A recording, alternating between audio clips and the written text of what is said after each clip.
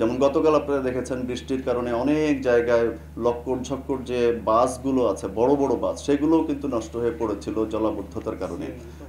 CNG three wheelers গুলাও কিন্তু এরকম নষ্ট হয়ে যায়, ছোট ছোট গাড়িগুলো নষ্ট হয়ে যায়, যে কারণে গতকাল কিন্তু আমরা নগরবাসীকে আহ্বান জানিয়েছিলাম পর্যাপ্ত সময় হাতে রেখে বেরোনোর জন্য। আমরা ব্রিফ করছি ট্রাফিক ম্যানেজমেন্টের উপরে। তো এই ধরনের অনাকাঙ্ক্ষিত পরিস্থিতি সৃষ্টি হলে ট্রাফিক বিভাগের সদস্যরা এই ৮টি ডিভিশনের ভেতরেই সমন্বয় সাধন করে এবং পাশাপাশি ক্রাইম বিভাগের সাথে টিম ডিএমপি আমরা একযোগে কাজ করি। তো আমরা সবসময় চেষ্টা করি সাধারণ মানুষের গমনাগমনের ক্ষেত্রে ভোগান্তি যত কমিয়ে পারা যায়। আপনারা লক্ষ্য করেছেন গতকাল সারাদিন কিন্তু সারা ঢাকা শহর স্টাক হয়েছিল শুধুমাত্র বৃষ্টির কারণে। এই ট্রাফিক ম্যানেজমেন্টের ক্ষেত্রে যে ধরনের চ্যালেঞ্জ আমরা ফেস করি, আমি ওয়ারিড উপকমিশনারকে জিজ্ঞাসা করছিলাম একটু আগে যে তোমাদের রাস্তা খোঁড়াখুড়ির কি অবস্থা। তো এই যে রাস্তা খোঁড়াখুড়ি, এটিও কিন্তু আরেকটি আমাদের জন্য চ্যালেঞ্জ ট্রাফিক ম্যানেজমেন্টের ক্ষেত্রে। যেমন গতকাল আপনারা দেখেছেন বৃষ্টির কারণে অনেক জায়গায় লক্কর-ঝক্কর যে বাসগুলো আছে, বড় বড় বাস, সেগুলোও কিন্তু নষ্ট হয়ে পড়েছিল জলাবদ্ধতার কারণে।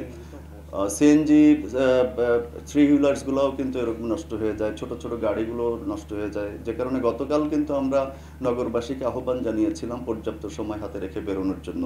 তা আমরা সামগ্রিকভাবে ট্রাফিক বিভাগের সকল সদস্য রাত দিন আপ্রাণ চেষ্টা করে যাচ্ছি যে সাধারণ মানুষের গমনাগমন যেন আমরা কিছুটা হলে যতটুকু সম্ভব আমরা নির্বিঘ্নে করতে পারি। আপনারা জানেন ১৭ তারিখে আমাদের মুসলমান ধর্মাবলম্বীদের পবিত্র আশুরা আছে, তাজিয়া মিছিল আছে। সেটি লালবাগ বিভাগ থেকেই, ইমামবাড়া থেকেই শুরু হয়ে ধানমন্ডি লেক পর্যন্ত পৌঁছাবে। তার পাশাপাশি এই তাজিয়া মিছিল বিভিন্ন স্থানেও অনুষ্ঠিত হবে। দ্যাট ইজ ১৫, ১৬, ১৭ এই ৩ দিন ধরেই চলবে। ১৭ তারিখে তাজিয়ার মূল মিছিল, সেটি পুরনো ঢাকাতেও একটি হয়, তার পাশাপাশি মোহাম্মদপুর, মিরপুর এসব এলাকাতেও এই সময়টায় যানজট বাড়ার একটি সম্ভাবনা আছে। আর তার পাশাপাশি আপনারা দেখছেন যে গোটা সংস্কার আন্দোলনও চলছে।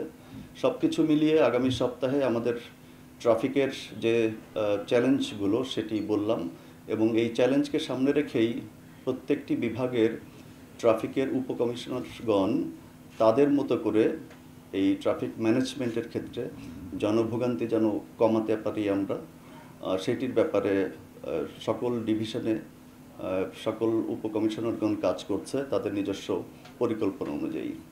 বিভাগের পক্ষ থেকে যেটি করে থাকি সেটি হচ্ছে ক্রাইম বিভাগের সঙ্গে সমন্বয় করে সকল ট্রাফিক বিভাগের ভেতরে পর্যাপ্ত সমন্বয়ের মাধ্যমে জনভোগান্তি যতটুকু কমানো যায় সেই চেষ্টাটি আমরা করে থাকি।